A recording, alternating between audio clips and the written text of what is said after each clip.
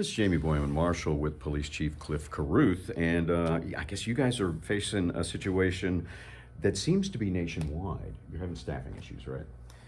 Correct. I think throughout the country, throughout the state, certainly in the region, it's a challenge keeping fully staffed. It's something that I was at a school last week with 100 chiefs, and they're all dealing with the same issue. Oh wow, okay, and it's tough because cost of living's gone up, and people realize that. Maybe they get out of police academy, and they're looking for the most pay.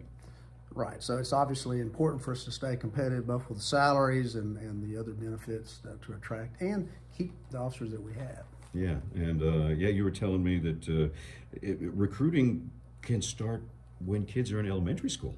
Well, I think we have to expand our recruiting, or how we look at it. We certainly want to start early.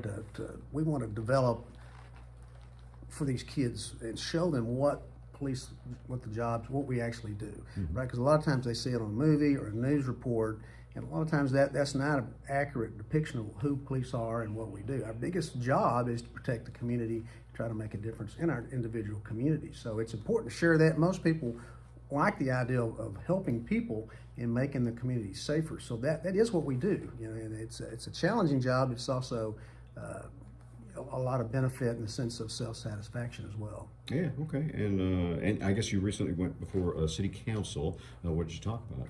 Well, it's an annual report. Just reported what it is we accomplished over the last year. Our challenges. One of the challenges is making sure that we stay fully staffed. Making sure that we have a competitive salary. We do a good job in sharing that information with the community and recruiting both young, old, all the way across the spectrum to try to get more qualified people in and then maintaining the people that we have. So, now that you made your report, City Council is aware of the situation right now. Is there going to be any kind of action taken soon? There will be. We're working with the city manager to do that, and obviously looking at our budget. We've already started the budget process for next year, and so we're going to make some adjustments or work with the city council to try to make some changes. Okay. How many people would be full staff, and how short are you?